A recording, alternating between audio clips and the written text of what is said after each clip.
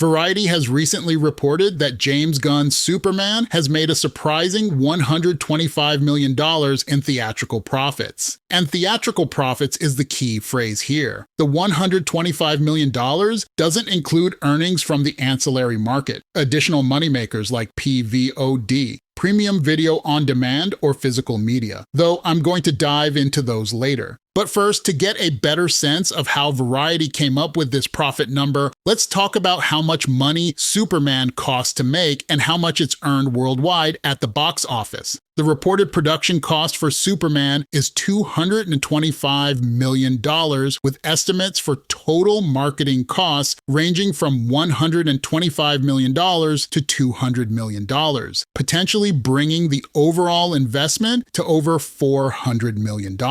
As of this date, the film has earned approximately $614 million worldwide at the global box office. It's still in theaters, so that's not the final number, but it's close. With those numbers in mind, the profit margin may seem pretty easy to calculate, but studios have to also share their earnings with movie theaters and international distributors. So Warner Brothers, the studio that released Superman, doesn't get to keep all that money they've made from the film. The whole thing can become pretty complicated. That's why a common formula in the industry is that a film needs to gross roughly 2.5 times its production budget to cover costs, including marketing. So in the case of Superman, it would need to make at least $562.5 million.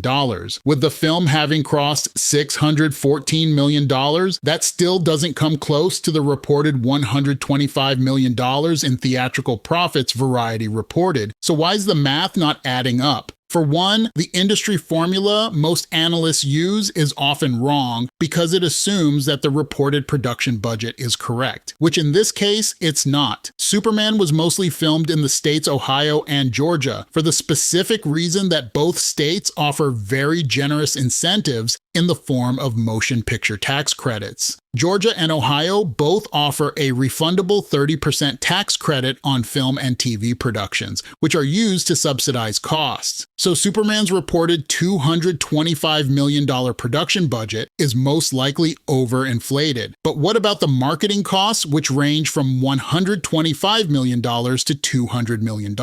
What most people don't realize is that these costs can be significantly reduced or completely covered with brand deals, product placements, and licenses.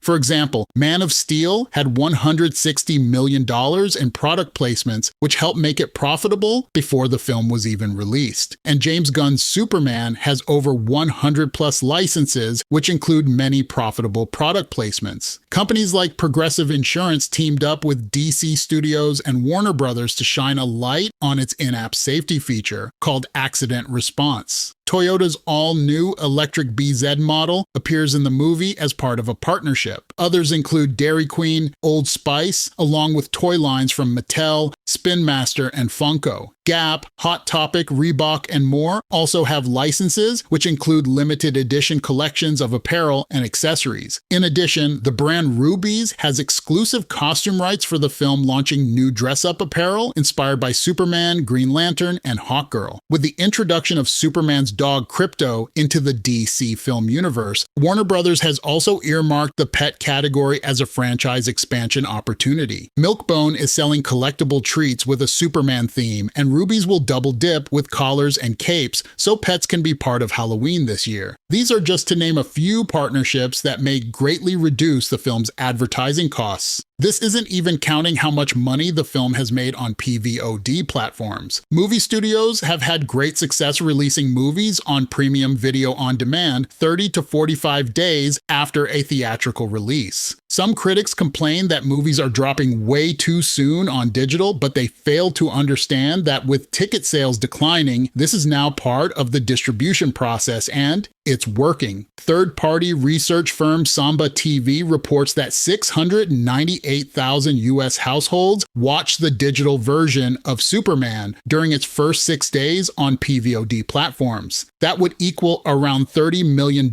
in additional digital revenue from the US alone. Meanwhile, pre-orders are already generating sales for the upcoming physical media release of Superman on 4K UHD Blu-ray and a collectible 4K Steelbook edition, scheduled to hit shelves on September 23rd. So was Superman really profitable at the box office? Yes, the numbers don't lie. And when you take into account tax credits, product placements, licensing deals, PVOD earnings, and upcoming physical media sales, the picture actually looks a lot brighter than Variety's theatrical-only profit number suggests. The reality is that Warner Brothers has built multiple revenue streams around James Gunn's Superman, and those ancillary markets will continue to add significant profits well beyond the box office. In other words, while the math may seem complicated on the surface, there's little doubt that Superman is shaping up to be a very profitable film, and one that sets the stage for DC's future. So tell me, what do you think about Superman's profitability? Let me know your thoughts and opinions in the comments below, because I really want to know what you think. And don't forget to like and subscribe to the Cinema Maverick channel for more content like this. Thanks for watching, and I'll see you in the next video.